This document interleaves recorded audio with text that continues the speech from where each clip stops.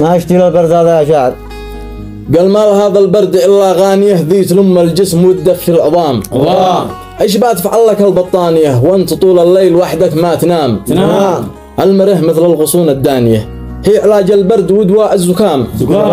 المره نور الليالي الطافية، هي سراجك كل ما اشتد الظلام. يا عزب خذ لك نصيحة وافية، قوم وتزوج وأحيا في وئام. والتمس بالخل لمسه شافية، وافتهن وارتاح وعيش في انسجام. والذي نفسه زواجه ثانيه أنصحه يثني لأنه مش حرام. لا يهم الدخل والميزانية كل من رزقه على رب الأنام.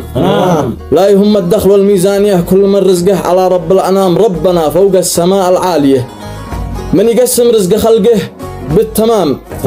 تزوجوا دام الزواجه حاليه، من تزوج عاش عمره في سلام. وانا علشان الحياة الدافية قررت اتزوج وابحث عن مدام. صح الله وزنك يا شاعر. صح الله وزنكم.